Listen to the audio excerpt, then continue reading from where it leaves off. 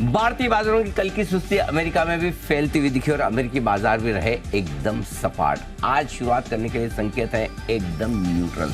ऐसे में किन लेवल्स पर रखें नजर और सुस्त शुरुआत के बाद कैसा होगा एक्शन और क्या करना है आपको, इस पर रहेगा खास फोकस। स्वागत है आप सबका शेयर बाजार लाइव में। नमस्कार, मैं हूं अनिल सिंह। नमस्कार, मैं हूं दीपांशु भंडारी। तैयार हो जाइए। कल इंडेक्स पर तो कुछ ज्यादा मूव नहीं आई, बट स्टॉक्स में भरपूर रोटेशन आपको आते हुए दिखा और वहां पर आज भी रखनी है नजर। साथ ही इतना सारा प्राइमरी मार्केट आईपीओ मार्केट का एक्शन है, आज भी कुछ आईपीओ खुल रहे हैं, उस पर भी अनिल जी की राय लेनी है। अनिल जी, कवर तो बहुत सारा करना है, बट बताएं आज सुबह ट्रिगर्स क्या कह रहे हैं सर बाजार के? दीप, ज्यादातर ट्रिगर्स है ना सुस्ती वाले हैं। सुस्ती वाले, कोई खास एक्शन है नहीं। कल हमने भी शांत कारोबार देखा एक तरफा तेजी के बाद, और अमेरिका में भी वैसे हुआ। हालांकि ये एक अच्छी बात है कि अमेरिकी बाजार लगातार 8वें दिन हरे निशान में बंद हुआ। 1 पॉइंट से सही, लेकिन बंद हरे निशान में रिकॉर्ड भी बना है। देख तो फिर अच्छा 90 अंकों की बढ़िया तेजी दिखाई है। तो ओवरऑल तेजी का रुझान बरकरार, लेकिन रफ्तार धीमी पड़ती हुई दिखी है। एफआईज की लगातार छठे दिन खरीदारी का आंकड़ा आने के बाद कल के सेशन में छोटा ही सही लेकिन हल्का फुल्का बिकवाली का आंकड़ा है। ज़्यादा नहीं, 30 करोड़ ही बेचा, कोई ऐसी खास चिंता की बात नहीं है। कच्चा तेल जिस तरह से वापस से ऊपर आता हुआ दिखा है, उसी तरह से डीजल पर विंडफॉल गेन टैक्स में थोड़ी सी कटौती होती हुई दिखी है। माफ कीजिए, कच्चे तेल में जो दाम कम हुए पिछले कुछ समय में, उसका फायदा यहाँ पर मिलता हुआ दिख रहा है। इसके अलावा प्राइमरी बाजार में एक्शन है, ज़्यादा नहीं, 3 आईपीओ खुले हैं और 3 आज और खुलने की तैयारी में। तो 6 आईपीओ है और आपको उन्हीं में लगाना है पैसा।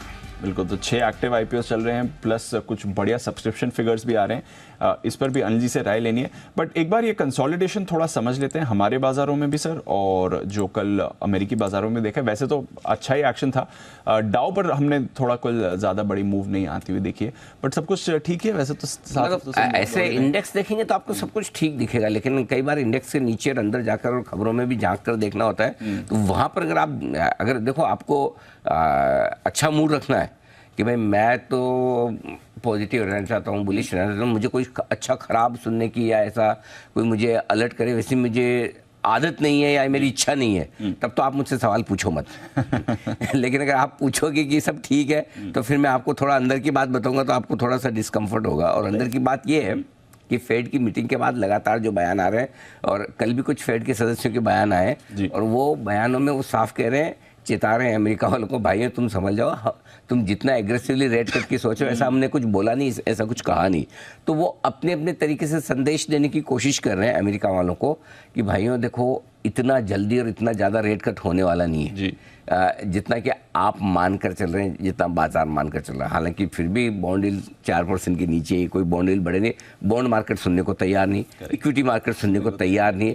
अब फेड करे तो क्या करे, फेड के सदस्य करे तो क्या करे, उनके पास कुछ ऑप्शन है ही। उनको भी लग रहा होगा हमने शायद अपॉर्चुनिटी मिस कर दी। मिस भी क्या, एक्चुअली देखा जाए तो फेड की मीटिंग में उन्होंने तो साफ साफ कभी कहा ही नहीं कि 3 बार हम ब्याज दर की कटौती करेंगे, लेकिन मार्केट ने अपने हिसाब से अनुमान लगाया और मार्केट उस अनुमान पर अभी भी कायम है। लेकिन कहीं न कहीं थोड़ा सा फेड की थॉट प्रोसेस में और बाजार की अंडरस्टैंडिंग में फर्क आता हुआ दिख रहा है, हल्का फर्क आता हुआ दिख रहा है ना, हल्का फर्क आता हुआ दिख रहा है। तो इसलिए मैंने कहा आप खोद के पूछेंगे तो कुछ अंदर से जो निकलेगा वो थोड़ा सा डिस्कम्फर्ट वाला है कि भाई फेड के बाकी सदस्य ऐसे नहीं मान रहे हैं कि बहुत तेजी से और बहुत जल्दी ब्याज दरें घटेगी, है ना। सो वो एक संकेत है। शायद हो सकता है थोड़ा बहुत इसीलिए तेजी पर दीप क्या है कि एक तरफा तेजी होने के बाद आपको करेक्शन के लिए कोई न कोई कारण चाहिए, है ना। वो कारण क्या होगा आपको मुझे पता नहीं, क्या पता फेड के इस तरह के स्टेटमेंट, फेड के सदस्यों के स्टेटमेंट थोड़ा सा बाजार की तेजी को रोके। बट पॉइंट ये है कि खबरों को आप अलग देखिए, बाजार के एक्शन को अलग देखिए। बाजार का एक्शन कहीं कोई ठंडा और धीमा पड़ने के संकेत नहीं दे रहा है। ब्रॉडर मार्केट वहाँ के भी मजबूत है, हेडलाइन मार्केट्स बहुत ही बढ़िया हैं, कहीं कोई ऐसी दिक्कत वाली बात है नहीं। अगर लगातार 8वें दिन ऊपर बंद हो रहे हैं, अच्छा ही है। हफ्तों से ऊपर बंद होते हुए दिख रहे हैं। थोड़ी बहुत प्रॉफिट बुकिंग अगर आती है, थोड़ी बहुत रेंज बाउंड मार्केट होते हैं, थोड़ा एक तरफा तेजी के बाद रुकते तो वो भी अच्छा ही है। सो ओवरऑल ग्लोबल मार्केट्स में संकेतों की कोई खराबी और कमजोरी वाले है नहीं। बढ़ने की रफ्तार धीमी पड़ेगी, हमारी भी पड़ चुकी है, उनकी भी पड़ेगी, पड़नी भी चाहिए। हर रोज तो आप इतना नहीं बढ़ सकते, और कोई भी ट्रिगर हो एक लिमिट के बाद तो उस ट्रिगर को आप मार्केट एब्जॉर्ब कर ही लेता है। सो आई थिंक अमेरिका में जो फेड की तरफ से रेट कट के संकेत जो थे उसको भी अमेरिकी बाजार पचा चुके हैं। सो आई थिंक ऐसा देखा जाए तो ऑल इज वेल, लेकिन अमेरिका में भी संकेत जो आ रहे हैं खबरों के लिहाज से भी और बाजार के एक्शन के लिहाज से भी कि तेजी की रफ्तार धीमी पड़ने की संभावना है। एक नए और बड़े मूव जो कि हमारा 38,500 39,000 का टारगेट है, अभी तक बदला नहीं है, लेकिन उससे पहले थोड़ा सा अमेरिकी बाजार टाइम पास करेंगे, कंसोलिडेशन करेंगे, सीमित दायरे में रहेंगे, जिसको आप जो शब्द आपको अच्छा लगे वो दे दीजिए, लेकिन वक्त बिताने की कोशिश बाजार के लेवल पर हो सकती है, which is fair, which is right. अच्छा, आप कहते हैं भी अच्छा भी रहता है अगर धीरे धीरे चले। बाकी संकेत ठीक है दीप, देखो आपका डॉलर इंडेक्स वही है, कोई खास बदलाव है नहीं। कच्चा तेल 78 के आसपास हल्का सा बढ़ा है तो कोई दिक्कत नहीं, 98 से आप 73-74 आए हैं, वहाँ से बढ़े, तो ऐसे कोई गलत नहीं। 102.50 पे आपका डॉलर इंडेक्स है। सो आई थिंक ओवरऑल बाकी संकेत अच्छा, बॉन्ड यील्ड आपके 4% के नीचे वैसे ही कंफर्ट दे ही रहे हैं, तो और कोई संकेतों में बदलाव है नहीं। सो आई थिंक ग्लोबल संकेत आपके न्यूट्रल से हल्के पॉजिटिव साइड पर ही लेकर चले आप, हल्के पॉजिटिव साइड पर लेकर चलिए, ठीक है। आज बैंक ऑफ जापान की भी पॉलिसी आने वाली थोड़ी देर में, तो देखते हैं वहाँ पर यील्ड कर्व को लेकर कुछ एक्सपेक्टेशन है। आखिरी सेंट्रल बैंक ऐसा है जो अभी भी नेगेटिव रेट्स में बना हुआ है। अच्छा सर, हमने भी कल थोड़ा कंसोलिडेट किया है, हमारी भी सुबह कल बात ही हो रही थी, 7 हफ्तों की एक तरफा तेजी आई है, उसके बाद देखते हैं 8वां हफ्ता कैसा रहेगा। बट कल का कंसोलिडेशन कैसा समझा, क्योंकि बैंक्स में थोड़ा प्रेशर था, निफ्टी तो ठीक था, निफ्टी को संभालने के लिए कई सारे सेक्टर से, बैंक्स में कल थोड़ा प्रेशर। कल का मार्केट तो अच्छा ही था दीप, कहीं कोई खराबी है नहीं। मिड कैप स्मॉल कैप शेयरों को देखिए, ब्रॉडर मार्केट बढ़िया मजबूत, अच्छा खासा एक्शन वहाँ पर। मिड कैप इंडेक्स 1/4% ऊपर बंद हुआ है, स्मॉल कैप इंडेक्स और भी ज़्यादा मजबूती से बंद होता हुआ दिखा है, तो कहाँ तकलीफ है। और इंडेक्स में भी आप देखिए, अब हर रोज़ तो हर सेक्टर नहीं चल सकता। कल बैंकिंग शेयरों में थोड़ा बहुत प्रॉफिट का रुझान था, ठीक है, लेकिन बाकी सेक्टर आपको सपोर्ट दे रहे हैं, सेक्टोरल टर्निंग चल रही है। कल फार्मा आ गया आपको बचाने के लिए, मेटल मजबूत दिख ही रहा है, कभी आईटी का सपोर्ट आ जाता है, कभी एफएमसीजी आपके लिए आकर थोड़ा सपोर्ट देने की कोशिश करते हैं। तो ये जो सेक्टोरल टर्निंग है अच्छा, प्लस छोटे छोटे सेक्टर्स में भी कभी आपका ऑटो इंडस्ट्री चल गया, कभी फर्टिलाइजर में तेजी आ गई, कभी रियल एस्टेट वाले चल गए, है ना, कभी कल शुगर का दिन था, किसी दिन केमिकल भाग रहे हैं। सो ओवरऑल मार्केट में एक्शन भरपूर है, आपको पकड़ के कूदना है। हाँ, सिंपल सी चीज है, आपको पकड़ के कूदना है, तो इसलिए कहीं कोई चिंता की बात तो है नहीं। अब किसी की आदत ही कि हर रोज मुझे तो मार्केट ग्रीन में ही बंद होता दिखे, हर रोज मुझे ग्रीन में ही दिखे, लाल में आते तो मुझे ऐसा लगता है कि बुल रन खत्म हो गया। करेक्ट सर, उसका तो कोई इलाज नहीं है, उसका तो कोई कुछ नहीं कर सकता। तो मेरे हिसाब से जिस तरह से एक तरफा तेजी हुई है, 20 से आप 21,500 के आसपास आए, इट इज़ फेयर। मेरे ख्याल से थोड़ा रुकना चाहिए, थोड़ा वक्त बिताना चाहिए। अगर 21,500 की रेंज में बाजार टाइम पास करता है, ये बाजार की सेहत के लिए अच्छा है, क्योंकि क्या होता है, जो शॉर्ट टर्म मनी होती है वो निकलती है, हॉट मनी होती है निकलती है, और उसके बाद दोनों तरह की हॉट मनी, जो एक ट्रेडिंग के लिहाज से भी पैसा लगाते हैं, और एक कुछ ऐसे जो लगाते हैं लॉन्ग टर्म के लिहाज से, लेकिन शॉर्ट टर्म में बड़ा पैसा बन गया तो ले लेते हैं। तो दोनों तरह के ट्रेडर और इन्वेस्टर्स थोड़े एक बार हल्के हो जाएं, अपने पोर्टफोलियो को रीबैलेंस कर ले, ट्रेडिंग स्ट्रेटजी फिर से बना ले, और उसके बाद बाजार अपना अगला मूव ले, वो बहुत अच्छा है। तो आई थिंक मैं इस फेवर में हूँ कि बाजार थोड़ा सा कंसोलिडेट करे 7 हफ्तों की तेजी के बाद, और इसलिए आज कमेंट्री में मैंने फिर से लेवल्स दिए, ताकि आपको ध्यान रहे कि इस करेक्शन में, कंसोलिडेशन में बाजार कहाँ है, तो आपको क्या करना चाहिए। बट ओवरऑल इस वक्त बाजार में आपकी स्ट्रेटेजी 2 तरीके से होनी चाहिए। पहला ये, अगर आप इंडेक्स में ट्रेड कर रहे हैं तो इंडेक्स में जब तक नया ब्रेकआउट ना मिले तब तक आप ऊपर के लेवल पे प्रॉफिट बुकिंग करें। एग्रेसिव ट्रेडर हैं, स्टॉप लॉस लगाकर बेचना जानते तो ध्यान रखिएगा, स्टॉप लॉस लगाकर, स्टॉप लॉस लगा। हाँ, नहीं तो आजकल मुझे बहुत सारे लोग ऐसे ही मिलते हैं, 20,000 का निफ्टी शॉर्ट है, क्या करूं, 20,500 का शॉर्ट है, क्या करूं। मैंने कहा तो क्या वैसा मुझसे क्यों पूछ रहे हो? नहीं आपका मार्केट प्रेडिक्शन ठीक रहता है इसलिए पूछ रहा हूँ। तो मैंने कहा तो फिर इतने दिन से क्या कर रहे थे? रोज नहीं सुनते हो? करेक्ट। तो किस दिन मंदी बोली है? एग्जैक्टली। तो फिर आज नहीं, मुझे लगा पर्सनली पूछूंगा, तो मैंने कहा आपको ऐसा क्यों लगता है कि पर्सनली मैं आपको राय अच्छी दूंगा और बाकी लाखों करोड़ों लोग जो टीवी पे देख रहे हैं उनको गलत बताऊंगा? तो ये गलत फहमी है लोगों में। मतलब उनको लगता है कि हमें अलग से, अरे भाई यहाँ ज्यादा क्रेडिबिलिटी हमारी था, हो सकता है पर्सनली एक बार गलत भी बोल दूं, कहाँ अकाउंटेबिलिटी है वहां पर? यहाँ तो अकाउंटेबिलिटी है। हम रोज 9:15 बजे, रोज 8 बजे का एग्जाम लिखते हैं, करेक्ट, 3:30 बजे रिजल्ट आ जाता है हमारा कि आज का एनालिसिस सही था या गलत। इंस्टेंट सेम डे रिजल्ट, रोज परीक्षा देनी पड़ती है। इसलिए जब मैं रोज बोल रहा हूँ कि भाई नहीं करना, नहीं है शॉर्ट करो तो स्टॉप लॉस के साथ हो, इसलिए आज की स्ट्रेटजी में यही बदलाव है कि आप ऊपर में शॉर्ट कर सकते हो, आज मौका, प्रॉफिट बुक कर सकते हो, लेकिन स्ट्रिक्ट स्टॉप लॉस के साथ। और स्टॉप लॉस कैसे होगा?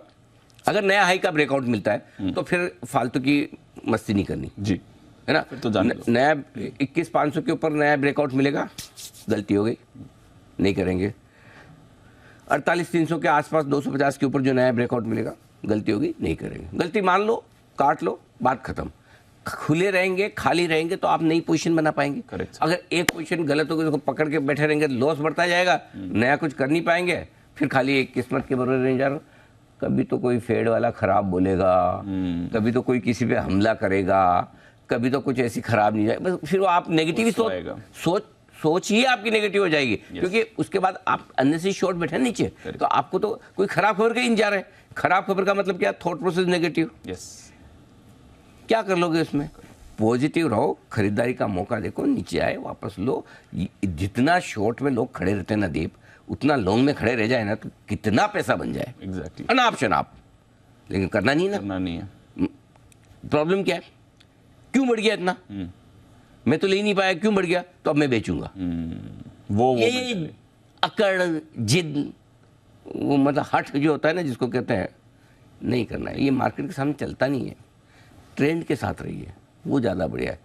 अपने को प्रूव थोड़ी करना है कि मैं मार्केट से बड़ा हूँ। एग्जैक्टली, मार्केट हम सबसे बड़ा है, बांट रहा है, आप ले लो पैसे, सबको दे रहा है। सबको दे रहा है।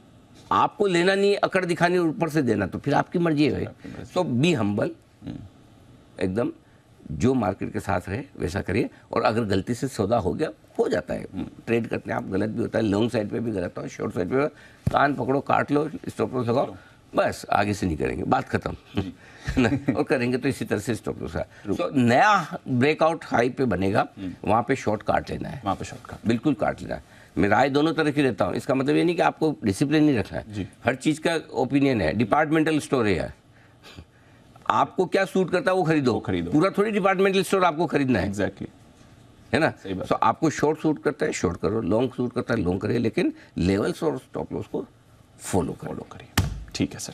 अच्छा, एक चीज़ है, आपने बाजार मौका दे रहा है, आईपीओ मार्केट्स में जो मौके बन रहे हैं उस पर आपसे एक राय लेनी है। आज 6 आईपीओज एक्टिव होने वाले हैं, 3 आईपीओज और खुल रहे हैं, उस पर आपकी राय भी लेंगे हम 9 बजे, उस पर भी बात करनी है। बट एक तो इतने आईपीओज आ रहे हैं, और उसमें कल जो एक आईपीओ था बंद हुआ, आइनॉक्स इंडिया, जबरदस्त सब्सक्रिप्शन मिला है Anil ji, 130 times total issue subscribe हुआ है। इस साल का सेकंड हाईएस्ट ओवरऑल सब्सक्रिप्शन है, 5 साल में हाईएस्ट क्यूआई सब्सक्रिप्शन इसको मिला, करीब 285 गुना क्यूआई बनता है सर। क्योंकि आइनॉक्स में मैंने आपको कहा भी था, आपको ध्यान है, मैंने कहा मैं ढूंढने से एक भी नेगेटिव निकाल नहीं पा रहा हूँ। बात करते हैं, टॉप क्लास कंपनी, एकदम फर्स्ट क्लास, बढ़िया जगह पे। और मैं कल भी अपनी बात के लिस्टिंग पे ये डबल होना चाहिए जी, लिस्टिंग पे ही हो जाए, 75 से 100% ऊपर खुले तो कोई बड़ी बात नहीं है। क्योंकि कंपनी में है ही कमाल है, जिस तरह के बिजनेसेस में है, एकदम निश बिजनेस है, ग्रोइंग बिजनेस है, एंट्री बैरियर है, हर कोई नया बिजनेस शुरू नहीं कर सकता है, डेट फ्री कंपनी है, कैश फ्लो पॉजिटिव है, कंसिस्टेंटली प्रॉफिट बनाने का रिकॉर्ड है, क्लाइंट से कोई कंप्लेन नहीं है, ऑर्डर बुक साल भर में पूरी खत्म होती जाती, नए नए आते जाते हैं, है ना। मतलब क्या और क्या ढूंढोगे किसी में? प्रोमोटर्स 30 साल के एक्सपीरियंस है, शानदार है। मतलब ऐसे तो आईपीओ कम ही आते हैं। I mean no doubt, compare करना आप कहेंगे थोड़ा लगभग टाटा टेक्नोलॉजी टाइप के आईपीओ में जब हम ये कहते हैं कि ये सारी खूबियाँ दिखती है, वैसे मुझे आइनॉक्स में दिखती थी। इसीलिए मैंने आइनॉक्स का भी कि मतलब मस्ट अप्लाई है ये सब। जहाँ जहाँ हमें लगता है कि भाई कुछ कंपनियां बहुत ही जबरदस्त है, तो वहाँ इसलिए हम बार बार कहते हैं मस्ट अप्लाई है। सो आई थिंक आज भी 3 आईपीओ खुले हैं, 3 और है। मेरी विश्लेषण तैयार है, 9 बजे आपको मैं पक्का दूंगा। एक्चुअली मैंने कुछ तो अभी रील में भी डाला है। यस सर, ट्वीट भी डाल दिया। जो 3 खुले हैं, जो 3 आज खुलने वाले हैं, उनमें रील में भी तो थोड़ा आप हल्का सा वो जायजा वहाँ ले सकते हैं, और विस्तार से जो आपको चाहिए आ जाइए 9 बजे वापस। 9 बजे तो पूरी चर्चा होगी, अनिल जी अपनी रिकमेंडेशन भी आपको देंगे। पर बताएं सर, फिर आज के लिहाज से कहाँ पर रखनी है नजर? स्ट्रैटेजी में आप कुछ कह रहे हैं, आज हल्का सा बदलाव आपने किया, थोड़ा बताएं। थोड़ा सा एक तरफा तेजी के बाद बाजार कंसोलिडेशन की मूड में है। लोकल ग्लोबल दोनों संकेत मिले जुले हैं, न बहुत तेजी के न बड़ी मंदी के। एक्शन सेकेंडरी से प्राइमरी की तरफ ज़्यादा है। अगर इंडेक्स के लिहाज से देखें तो, स्टॉक्स के और सेक्टर के लिहाज से देखें तो वापस इधर ही आ जाओ, यही एक्शन ज़्यादा है, दोनों तरफ है। इन्वेस्टर्स के लिए गिरावट में खरीदारी के मौके रहेंगे। आपको 3 लेवल्स फिर से दे रहा हूँ, कल भी दिए थे, और आपको लगता है कल वाले सेम दे रहा हूँ तो दे रहा हूँ, मेरी मर्जी है। क्यों दे रहा हूँ वो समझिए।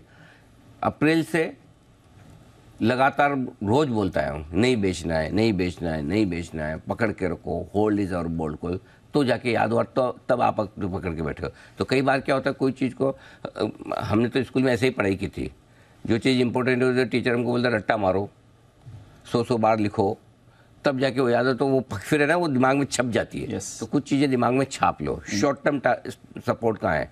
21,175, 21,250। जब तक इस रेंज के नीचे नहीं जाए, डे ट्रेडर्स को टेंशन लेने की ज़रूरत नहीं। अगर आप डे ट्रेडर, पोजिशनल ट्रेडर हैं, 2-3 दिनों के लिए ट्रेड करते हैं, 21,000, 21,075 लॉन्ग टर्म है। इन सेंस कि लॉन्ग टर्म मतलब 1 से 3 महीने का व्यू, मतलब मैं 1 से 3 साल वाला नहीं बोल रहा। उनके लिए 20,700, 20,850 ये आपका सपोर्ट लेवल है। क्लियर है? जब तक 20,850 के नीचे बंद नहीं होगा, मैं अपना ट्रेंड नहीं बदलूंगा। तब तक मेरा ट्रेंड पॉजिटिव, इनफैक्ट तब भी बदलूंगा नहीं बदलूंगा मेरी मर्जी।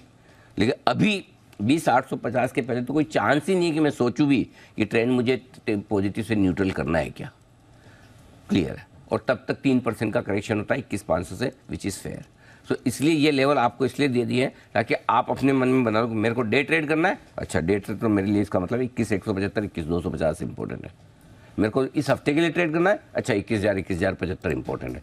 अच्छा, मैं 2-4 हफ्ते के लिए ट्रेड कर रहा हूँ, 20,700, 20,850 इंपॉर्टेंट, बस। ताकि अब आपको क्या तेजी का और लाइफ टाइम हाई का मार्केट में आपको इसलिए बार बताओगे, एक ही तरीका जो मुझे आता है, सबका अपना अपना हो सकता है, जो मुझे समझ में आता है वो तरीका ये है कि आपको पता होना चाहिए कि खड्डा कहाँ है, नीचे कितना गिर सकते हैं। Yes. हाई से तो नीचे आएंगे ना, ठीक है ना, टॉप पे हैं तो करेक्ट सर, गिरेंगे तो कितना, और कितना गिरने के बाद लग सकती है चोट, कितना गिरेंगे जितने में संभल सकता है। तो ये लेवल वो है। क्लियर? Got it.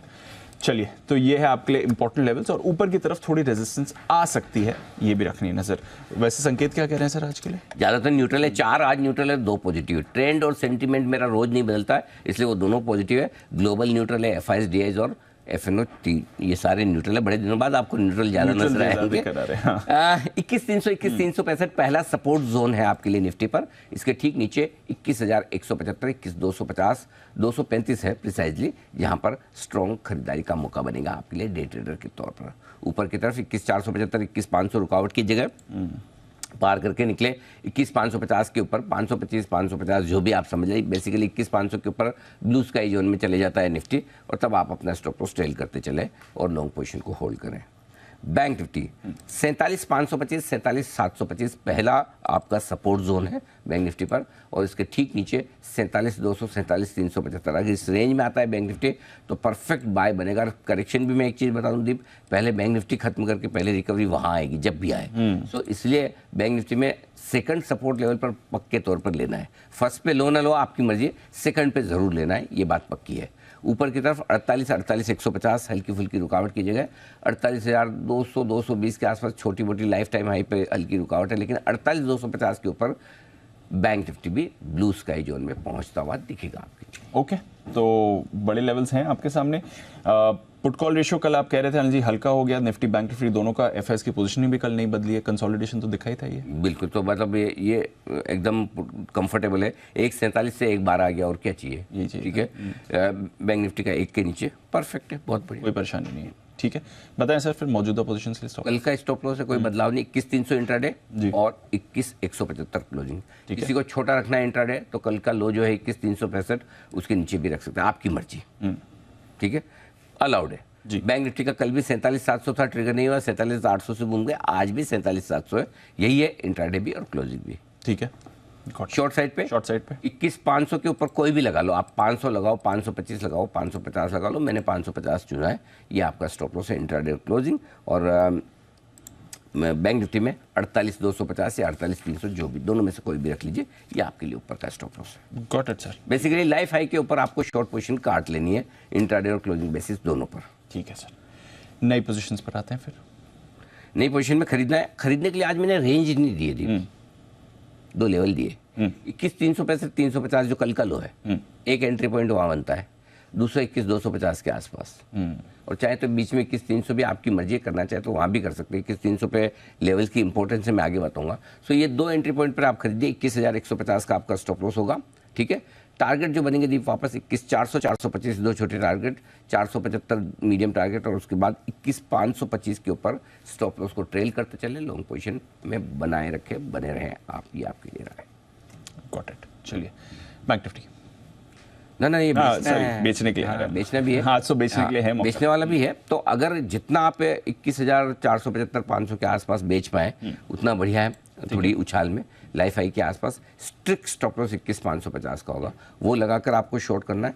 टारगेट जो बनेंगे 21,365, 21,300 दो छोटे टारगेट, 21,250 मीडियम टारगेट, 21,200 21,175 तक के फाइनल टारगेट के लिए करनी है बिकवाली। बैंक निफ्टी खरीदना है, बैंक निफ्टी, और खरीदने के लिए जो बेस्ट रेंज है 47,375 से 47,575 की रेंज है। अब ये रेंज थोड़ी सी मैंने नीचे की दी है, बड़ी एग्रेसिव नहीं दी है। लेट्स सी क्या होता है। एक पहला सपोर्ट 47,325 पर है, उसके बाद 47,575 525 पे आता है। इस रेंज में 2-3 टुकड़ों में खरीदिए, 375 500 575 ऐसे 2-3 टुकड़ों में आप ले सकते हैं। स्टॉप लॉस 47,200 का होगा। टारगेट जो बनेंगे 47,225 725 800 दो छोटे टारगेट है, 47,875 48,000 दो मीडियम टारगेट है, 48,075 48,150 48,200 के फाइनल टारगेट के लिए करनी है आपको खरीदारी। ठीक है। जो लोग बेचना चाहते हैं, बेचने के लिए 48,000 के आसपास मूड बनाए, देखे, जरूरी नहीं कि वहाँ बेच ही दे। बेचने के लिए जितना आप नजदीक बेचेंगे 48,200 के, 48,150 48,200 के, उतने आपके लिए रिस्क रिवॉर्ड रेशियो फेवरेबल हो जाएगा। लेकिन स्टॉप लॉस आपका स्ट्रिक्ट 48,300 का ही रहेगा। नीचे के टारगेट जो बनेंगे 47,875 47,800 दो छोटे टारगेट हैं, 47,725 602 मीडियम टारगेट है, 47,525 47,375 तक के फाइनल टारगेट के लिए करनी है बिकवाली। कंसोलिडेशन हो सकता है एक आध दिन और चले, हो सकता है आज आपको लेवल्स जो दिए उस पर एक्शनेबल ट्रेड ना मिले, नहीं मिले तो कोई जबरदस्ती, मतलब मन में ये नहीं होना चाहिए कि अरे ये तो लेवल दिया है ही नहीं, अब क्या करूं। नहीं आए तो नहीं करना है, आए तभी करना है। हाँ, कोई हड़बड़ी जल्द ऐसा जरूरी नहीं कि करना ही करना है। एग्जैक्टली। कभी कभी क्या होता है कि पहले दिन का कंसोलिडेशन है, हो सकता है तेजी का मार्केट है एक दिन में ही भाग जाए, हो सकता है 1-2 दिन और इंतजार करें। राइट। तो आप मार्केट को डिसाइड करने दो, आप डिसाइड मत करो। कभी कभी हमें डिसाइड करना होता है और कभी कभी मार्केट को डिसाइड करना होता है। तो ये टाइम के साथ मार्केट को डिसाइड करने दो कि कंसोलिडेशन लंबा चलाना है कि 1 दिन 1.5 दिन का काफ़ी है। ट्रू है ना। अगर लगता है कि बाजार आपको सिग्नल दे रहा है 1-1.5 दिन के बाद ही भाग जाना है, ठीक है, बात खत्म, चढ़ के ले लो, ब्रेकआउट पे ले लो। और अगर लेकिन अगर आपने इन बिटवीन ले लिया और कंसोलिडेशन थोड़ा लंबा चल गया हफ्ते भर का, तो थक जाओगे, पक जाओगे। करेक्ट, सही बात है, छोड़ दोगे ऐसे ही। सो इसलिए कभी कभी आपको मार्केट को प्रीएम्प्ट करना है और कभी कभी बिल्कुल नहीं, जो मार्केट बोलेगा उस हिसाब से हम आगे चलेंगे। सो अभी ये टाइम है, थोड़ा सा देखो ऐसे, वेट एंड वॉच। हाँ, या तो ब्रेकआउट पे इंतजार करो या सपोर्ट पे। ठीक है, चलिए तो इंतजार करिए, लेवल्स आने दीजिए, ट्रेड का मौका मिलेगा और तब आप ट्रेड कर सकते हैं। बैन लिस्ट में भी इंटरेस्टिंग बदलाव है, डेल्टा कॉप कल बैन से बाहर आ गया और साथ में नाल्को की आपकी एंट्री हो गई। ये इंटरेस्टिंग डेवलपमेंट है कल का। वैसे आज 7 स्टॉक्स हैं, नाल्को की एंट्री हो गई है, सेल, मनापुरम जी, इंडिया सीमेंट्स, हिंदुस्तान कॉपर और बलरामपुर। बट हाँ, डेल्टा आपका बैन से बाहर हो गया है। कोई इंपॉर्टेंट लेवल्स और थोड़ा फंड्स का भी डेटा बताना था जी। दीप देखिए, कल लंबे समय बाद 34 करोड़ की छोटी सी बिकवाली का आंकड़ा कोई खास नहीं है। कल के सेशन में 725 करोड़ के छोटे मोटे ब्लॉक्स हुए, ज़्यादा भी नहीं है। हाँ, इंडेक्स स्टॉक फ्यूचर्स जरूर 1900 करोड़ के बेचे, थोड़े से वहाँ पर एफआईएस की बिकवाली का नंबर है जी। बाकी इंडेक्स में 16 करोड़ की तो कोई खास है नहीं। लोकल फंड ने 400 करोड़ का खरीदा, तो आंकड़े लगभग न्यूट्रल साइड पर ही है। लोकल फंड का मैं चाहता तो पॉजिटिव भी लिख सकता था, लेकिन स्टॉक फ्यूचर्स एफआईएस ने बेचे तो उनको भी तो मैंने नेगेटिव नहीं किया, तो दोनों को मैंने न्यूट्रल ही रखा है आज के सेशन में। वायदा कारोबार के हिसाब से एक ही डेटा इंपॉर्टेंट है, 21,400 मेक और ब्रेक लेवल है, 56 लाख शेयर पुट में है, 51 लाख शेयर कॉल्स में है। ऊपर 21,500 पार करने में आ जाएगा पसीना, 90 लाख शेयर वहाँ खड़े हैं और 21,375 लाख शेयर पुट में खड़े हैं ये। सो बेसिकली वायदा कारोबार की range very well clearly defined है, 21,300 के नीचे जाने की इच्छा है, 21,500 को पार करने की हड़बड़ी जल्दबाजी है। बैंक निफ्टी 48,000 मेक और ब्रेक लेवल है, 48,000 के ऊपर निकल कर टिकेंगे तो ही वापस से मजबूती बनेगी, नहीं तो 47,500 तक का रास्ता थोड़ा खुलता है बैंक निफ्टी के लिए। ये आपको डेटा दिखा रहे हैं। Got it sir. चलिए, ये हैं आपके लिए सारे important levels. Bank of Japan की भी पॉलिसी आ गई है, कोई दरों में बदलाव नहीं किया गया है, ये ऑन एक्सपेक्टेड लाइंस था। यहाँ पर आपको रखनी है नज़र, और इसके साथ ही आपको नज़र रखनी है अगर यील्ड कर्व पॉलिसी पर कुछ बदलाव आता है, उसके कुछ संकेत आते हैं, इंतजार करते हैं अभी, बट फर्स्ट बात यही है -0.1% पर इनकी दरें बरकरार है। आइए स्टॉक्स पर बात करनी है अनिल जी के साथ। पहले लेते हैं इस समय के stock of the day Anil ji के।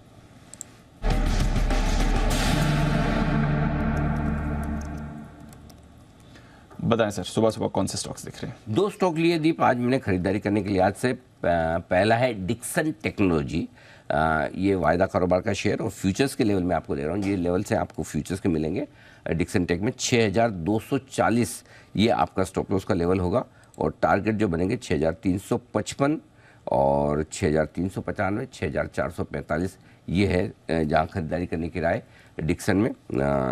CLSC की तरफ से एक रिपोर्ट भी आई है जहाँ उन्होंने टारगेट बढ़ाया है 5675 से टारगेट बढ़ाकर 7070 का किया है। स्टॉक वैसे भी एक्शन में है ही, हमें पसंद भी है, लगातार सुर्खियों में रहा है, तो बढ़िया अच्छी रिपोर्ट लिखिए, अच्छे टारगेट से स्टॉक 2-3% तक की तेज़ी दिखाने का एक कोशिश कर सकता है।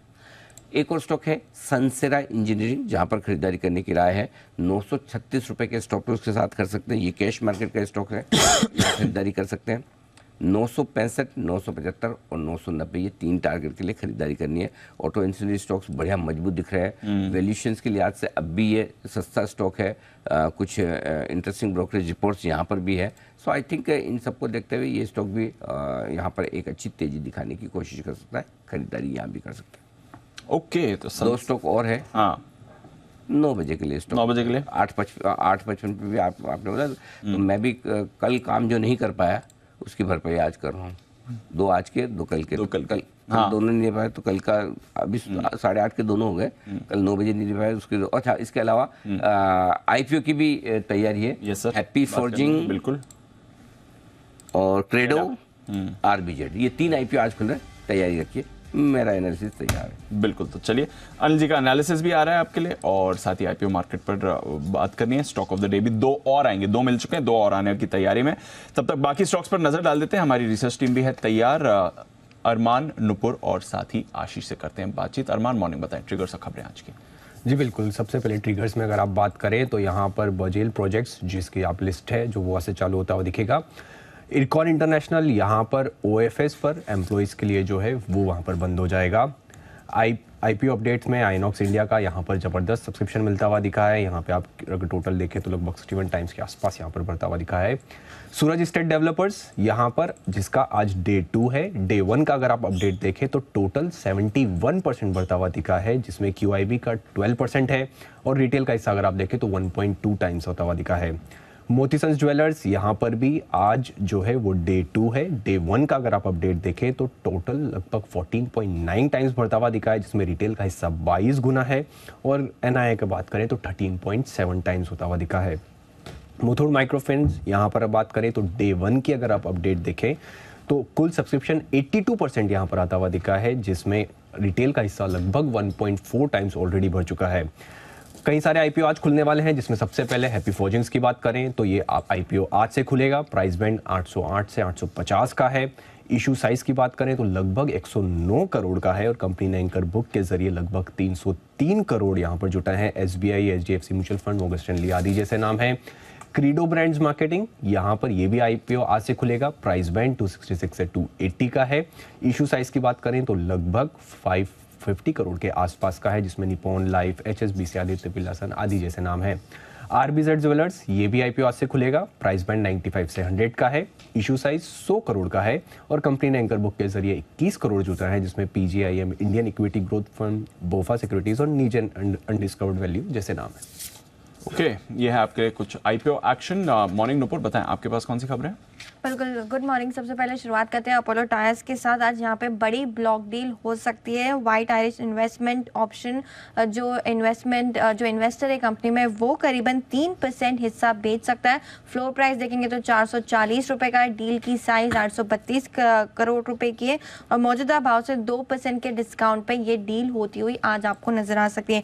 Oil, gas and aviation stocks पर भी आज आपको फोकस करके चलना है, क्योंकि जो सरकार की तरफ से अब विंडफॉल टैक्स से या कच्चे तेल पर उसे घटा दिया गया है। 5,000 से घटा के 1,300 रुपये किया गया है और जो डीजल पर अतिरिक्त ड्यूटी लगती है उसे भी 1 रुपये से घटा के आधे रुपये कर दिया गया है। तो ये स्टॉक्स फोकस में रहेंगे। साथ ही साथ एविएशन स्टॉक्स के लिए भी खबर है जहां पर एटीएफ पर ड्यूटी 1 रुपये प्रति लीटर कर दी गई है। तो ये स्टॉक्स आज सारे के सारे फोकस में रहेंगे। कैंस टेक्नोलॉजी QIP आज यहाँ से शुरू होते हुए दिखा है। फ्लोर प्राइस 2,450 रुपीज़ के आसपास का है। मौजूदा भाव से करीबन 6% के डिस्काउंट पे आपको दिखेगा।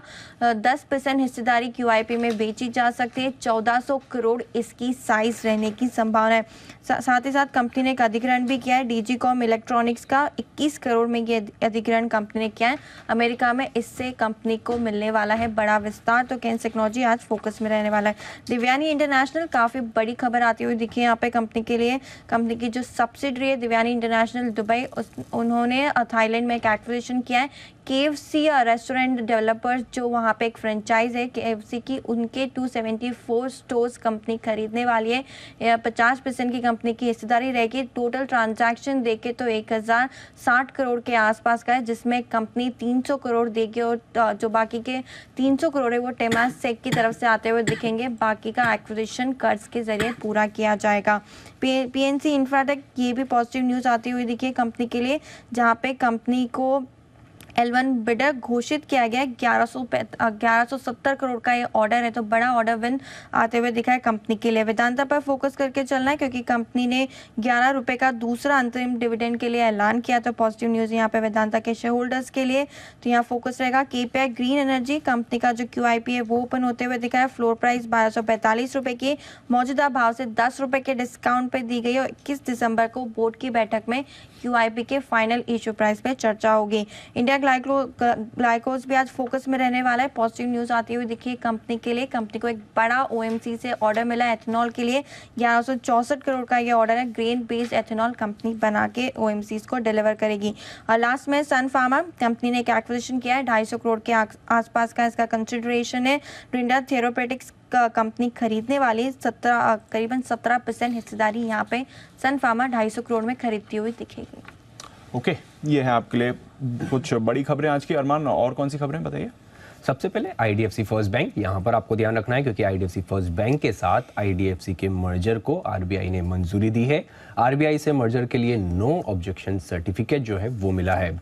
इरकॉन इंटरनेशनल, यहाँ पर कंपनी के पक्ष में इंटरनेशनल चैम्बर ऑफ कॉमर्स ने लगभग 104 करोड़ के आसपास का अवार्ड दिया है। 116 करोड़ के दावे के विरुद्ध कंपनी को लगभग 104 करोड़ का अवार्ड मिलता हुआ दिखा है। JK टायर इंडस्ट्रीज, यहाँ पर कंपनी QIP के जरिए 500 करोड़ तक फंड जुटाएगी। कंपनी को फंड जुटाने के लिए शेयर होल्डर्स को मंजूरी मिली है।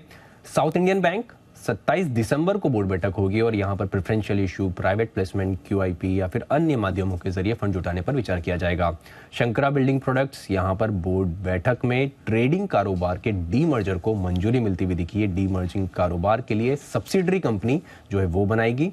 और अगर आप देखें डीमर्जर अंडरटेकिंग का एक शेयर के बदले सब्सिडरी कंपनी को एक शेयर मिलेगा। बल डील्स, यहाँ पर सफायर फूड्स प्रमोटर्स ने लगभग 33.3 लाख शेयर्स बेचे हैं और उसी के साथ साथ HDFC म्यूचुअल फंड की बात करें, उन्होंने लगभग 22 lakh, FPI government of Singapore ने 10 लाख शेयर्स यहाँ पर वो खरीदते हुए दिखे। ओके, ये हैं आपके लिए सारी आज की खबरें। आइए चलते हैं आशीष के पास ब्रोकरेज रिपोर्ट्स के लिए FIR में।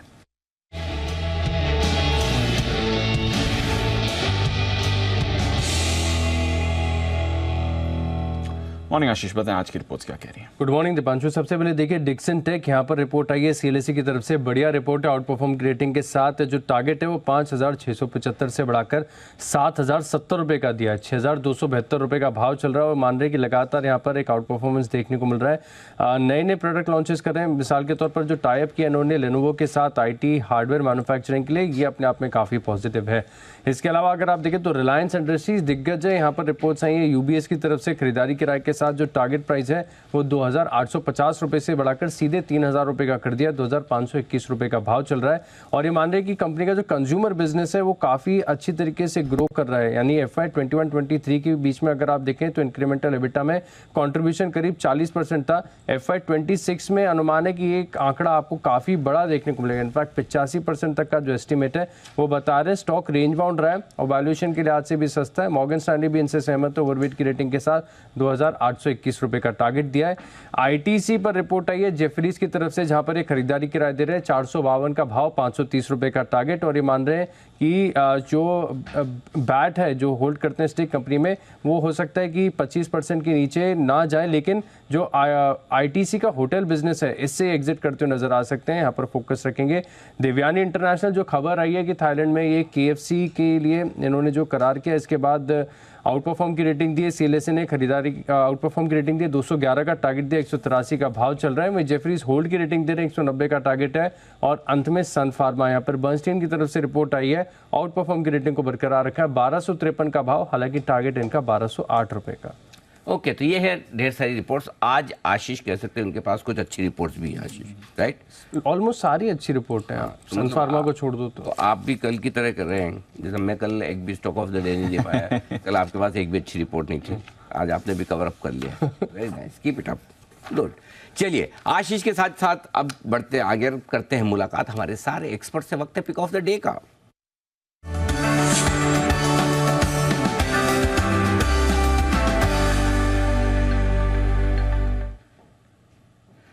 Himanshu ji, good morning. करें शुरुआत, बताएं सर आपका pick of the day. Good morning to you Anil ji, good morning Deep, good morning everyone. Anil ji, pick of the day रहेगा गेल, जिसमें खरीदारी करके चलने की सलाह है। 145 145 रुपए पर यह स्टॉक कल बंद हुआ है। मुझे लगता है अनिल जी, ये स्टॉक एक कुछ दिनों पहले स्टॉक ने एक ब्रेकआउट दिया था फ्लैग फॉर्मेशन से, और उसके बाद पिछले 2 दिनों की कंसोलिडेशन देखने को मिली।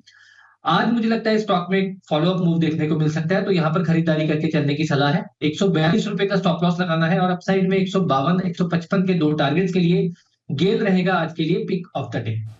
गेल खरीदे, 152 155 का टारगेट। सुप्रभात। अविनाश जी, बताएं सर आपकी पसंद का share. Anil ji good morning, Deepanshu good morning. Anil ji जो पसंदीदा शेयर आज है वो अनंतराज लिमिटेड है। ये कंपनी मुझे पता है आपने भी रेकमेंड की है, लेकिन इस कंपनी का सबसे बड़ा डिफरेंशिएटिंग फैक्टर ये है कि रियल एस्टेट और डेटा सेंटर के बिजनेस में है, और कल दिसंबर 20 को बोर्ड मीटिंग है फ्रेश QIP फंड्स के लिए।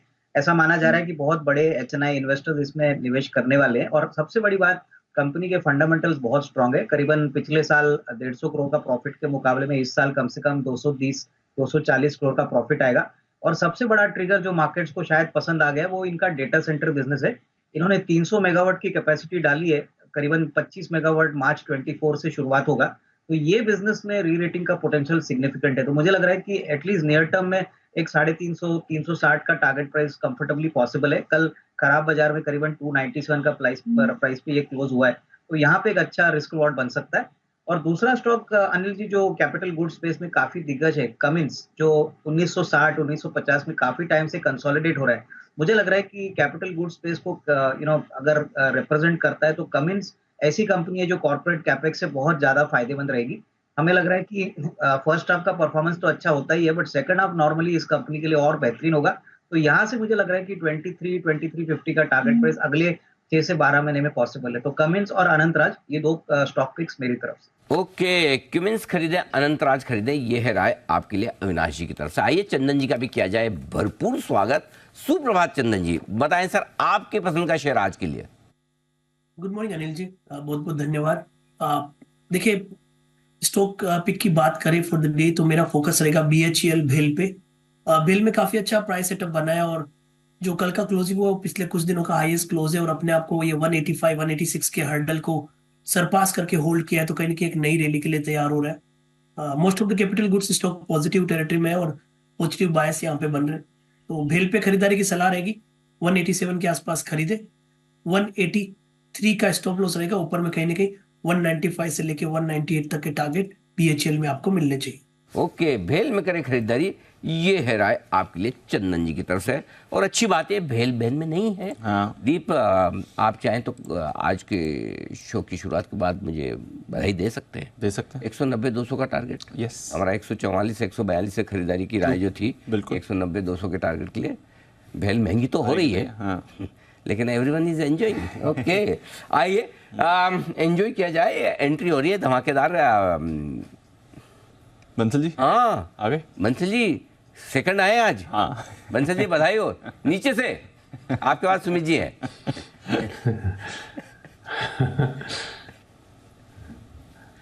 सुप्रभात अनिल जी, सुप्रभात दीपांशु। अनिल जी नीचे से सेकंड के अनिल जी लास्ट ही माने सुमित जी का तो मतलब कि नंबर पक्का ही है, वो काफी लेट आते हैं और उनके पास है भी अनिल जी, कभी पंचर हो गया, कभी ट्रैफिक मिल गया, कभी फोटो शूट हो गया तो लास्ट ही माना जाए अनिल जी। सुमित जी तो out of race Anil ji. Sumit ji की तो दूसरी प्रॉब्लम भी आजकल बहुत ज्यादा है, कहीं भी फैंस मिल जाते हैं, फिर सेल्फी फोटोग्राफ, तो उसमें बहुत टाइम लग जाता है, बिजी हो जाता है। तो आई कैन अंडरस्टैंड, बिल्कुल। खुद भी फोटो लेनी, हाँ, उस हिसाब से। हाँ, अच्छा, खुद को भी तो लेनी होती है रोड के बीच में खड़े। हाँ, तो टाइम तो लगता है ये सब चीजों में आज तो, लेकिन बहुत जल्दी फिर भी आ गए। Very nice, welcome. बताएं बंसल जी। अनिल जी मेरा जो पिक ऑफ द डे है वो है बर्जर पेंट। बर्जर पेंट्स पे खरीदारी की राय है, 593 के अराउंड की क्लोजिंग है। टेक्निकली एक रिवर्सल देखने को मिल रहा है, 581 581 पे लगाना है स्टॉप लॉस, 612 के टारगेट के लिए बर्जर पेंट पर खरीदारी की राय। ओके, भेल बर्जर पेंट बी लेटर पर है फोकस। आइए, सुमित जी का भी बहुत बहुत स्वागत है। सुमित जी गुड मॉर्निंग, बताएं sir pick of the day. Good morning Anil ji, good morning. Anil ji buy का स्टॉक ही रडार पे है। जो स्टॉक चार्ट्स के ऊपर बढ़िया दिख रहा है वो है सिप्ला। तो सिप्ला में खरीदारी करके चलने का सलाह रहेगा। स्टॉक पिछले कुछ दिनों से साइडवेज मूव दिखा रहा था, साइडवेज मूव दिखा के और ऊपर के मूव का शुरुआत कर रहा है। सिप्ला में 1210 1215 के आसपास खरीदारी करके चलने का सलाह रहेगा। 1190 इसके अंदर नीचे में स्टॉप लॉस बनेगा। ऊपर में जो टारगेट देखने को मिल सकते हैं इमीडिएट ट्रेडिंग के लिहाज से 1240 1250, ये इमीडिएट शॉर्ट टर्म के टारगेट है और ऊपर के लेवल भी देखने को मिलेंगे। तो 1190 के स्टॉप लॉस से खरीदारी करें सिप्ला 1240 1250 के टारगेट्स के लिए। ओके, तो 1240 1250 के टारगेट्स के लिए सिप्ला पर करें आप खरीदारी, ये आपके लिए राय आ रही है। और फार्मा में कल हमने अच्छा एक्शन भी देखा है, अच्छी खबरें आई थी जाइडस के लिए, लुपिन के लिए अच्छी खबर आई थी, ग्रैन्यूल्स भी कल एक्शन में था। और अविनाश जी आज सन फार्मा के लिए भी खबर है, कल ये स्टॉक भी एक्शन में दिख रहा था। एक एक्विजिशन कर रहा है सन फार्मा, ज्यादा बड़ी नहीं है, 250 करोड़ की ही है, but long acting oral therapy space में इन्होंने एक्विजिशन करी है। एक सन फार्मा पर भी राय देते हैं सर, और साथ ही फार्मा में अगर आपको और कुछ पसंद आ रहा हो तो उसके बारे में भी बताएं। नहीं, मुझे लग रहा है कि देखिए सन फार्मा हमको काफी पसंद है लार्ज कैप में, लेकिन दूसरी एक फार्मा कंपनी है जहां पे हम हमारे इन्वेस्टर्स को बता रहे हैं, वो पिरामल फार्मा है। ठीक है, पिरामल फार्मा ने बहुत ही अच्छा टर्न अराउंड सेकंड क्वार्टर में डिक्लेयर किया है और मैनेजमेंट की कमेंट्री भी बहुत स्ट्रांग है, काफी नए प्रोडक्ट्स की पाइपलाइन में है। तो हमारा मानना है कि 125 126 में पिरामल फार्मा को काफी ट्रैक्शन मिल सकता है आने वाले 12 से 15 महीने के लिए। तो यहाँ पे कम से कम 155 160 का एक पहला टारगेट बनेगा। तो सन फार्मा में डेफिनेटली हमारी पोजीशन होल्ड रहेगी, लेकिन पिरामल फार्मा में अगर किसी को पोजीशन लेनी भी है तो हमको लग रहा है कि 125-26 में अगर स्टॉक मिलता है तो इसको खरीदना चाहिए। अगले साल 1.5 साल के लिए हमको लग रहा है कि आउटलुक काफी पॉजिटिव। तो ये है आपके लिए पिरामल फार्मा, जहां पर आपको रखनी है नजर, और साथ ही बाकी फार्मा शेयर्स पर भी आप नजर रख के चल सकते हैं। आइए कुछ और काउंटर्स पर भी रखिए नज़र। फार्मा तो आपको अच्छे मूवमेंट में दिखा ही रहा है। कुछ और स्टॉक्स जहां पर मूवमेंट आ सकता है, देवयानी इंटरनेशनल, इस पर अविनाश जी की भी राय लेंगे। उससे पहले एक बार चार्ट चेक करना है। बंसल जी, देवयानी इंटरनेशनल जरा देख लीजिए, एक शेयर परचेज एग्रीमेंट किया है थाईलैंड में, ये डेवलपमेंट हो रहा है। 1066 करोड़ की ये डील है थाईलैंड के कुछ पार्टनर्स और कंपनी के साथ साथ, ये पूरी ब्लॉक डील होगी और वहां पर अब 350 KFC आउटलेट्स हैं जो इनके अंडर आ जाएंगे। जरा राय दें सर चार्ट्स पर। कल वैसे ज्यादा एक्टिव नहीं था देवयानी इंटरनेशनल। दिवांशु, एक अच्छी रैली के बाद स्टॉक साइडवेज जोन में कंसोलिडेट हो रहा है। नीचे में 180 एक अच्छा सपोर्ट है, तो जिनके पास है 180 के स्टॉप लॉस के साथ बने रहें। ऊपर में 190 एक हर्डल है, 180 190 के बैंड में ट्रेड कर रहा है और जैसे ही 190 के ऊपर निकलेगा यहाँ एक डबल पॉजिटिव क्रॉसओवर देखने को मिलेगा, तब स्टॉक बैक इन एक्शन होगा। तो जिनके पास है 180 के स्टॉप लॉस के साथ बने रहें और हल्की फुल्की करेक्शंस पर इस तरह पे खरीदना चाहिए। 190 के ऊपर momentum will come back into action, तो उस समय मोमेंटम के नजरिए से खरीदारी की राय होगी। ओके, आइए जैन साहब का भी किया जाए स्वागत। जैन साहब सुप्रभात, बताएं सर आपका pick of the day. Yes, very good morning Anil ji. गला तो ठीक से मेरा दुरुस्त नहीं हुआ है, हाँ, बट आज के स्पेशल एंट्री कल से बेटर लग रहा है, लेकिन कल से बेटर है। यस, शो करते रहो, ठीक हो जाएगा sir. Thank you for the invitation. आज का स्पेशल गेस्ट अपीयरेंस के लिए थैंक यू। हाँ, आज आपको पता चला आपके लिए कुर्बानी किसने दी है? किसने दी है सर? कुणाल जी ने। कुणाल जी ने हमारे। हाँ, आज कुणाल जी फर्स्ट हाफ में छुट्टी में है, सेकंड बंसल जी कुछ बताना चाहते हैं। जी बंसल जी, अंदर की बात बताएंगे आपको। अनिल जी जैन साहब, आपकी स्पेशल अपीयरेंस के लिए कुणाल जी जिम्मेवार नहीं है, उनको थैंक यू नहीं, अनिल जी को थैंक यू बोलिए। कल अनिल जी ने ऑन एयर बोला था कि 51% उनको दे दीजिए कुणाल जी को, तो कुणाल जी ने दिल पे ले लिया कि उन्होंने कहा मैं छोटा हूं, मैं ही बिगनिंग करता हूं, तो आज वो फर्स्ट हाफ में पूरा चार्ट कॉर्नर मुझे पकड़ा के छुट्टी बना रहे हैं। चलो बढ़िया। तो कुणाल जी सेकंड हाफ में मिलेंगे, चिंता न करें। बताइए जैन साहब, आपका पसंद का शेयर। अविनाश जी ने एक स्टॉक बताया था आज, क्यूमेंस इंडिया, और मेरा भी ये स्टॉक मेरी फर्स्ट उस लिस्ट में था। सीमेंस, मुझे ये सारे कैपिटल गुड्स वाले स्टॉक्स बहुत बढ़िया लगते थे पहले भी। पेंट्स वाले स्टॉक बढ़िया लगते हैं, तो Asian paints will do well. और फिर मुझे पेपर स्टॉक्स जहां पे वैल्यू दिखती है, तो उनमें से एक वेस्ट कोस्ट पेपर है।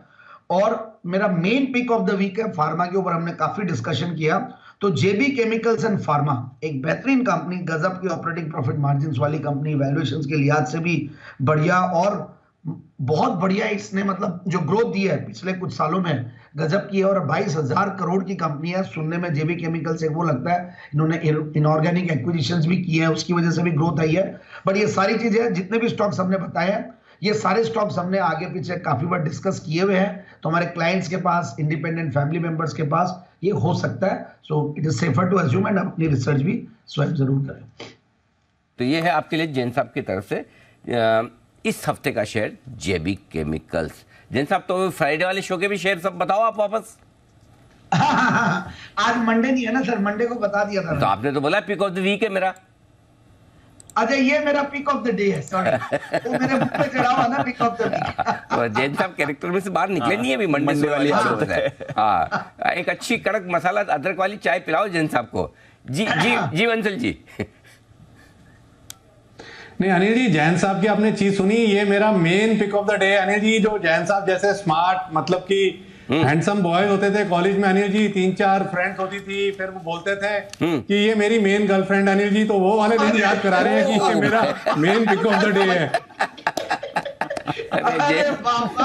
जैन साहब के जमाने में एक भी नहीं होती थी।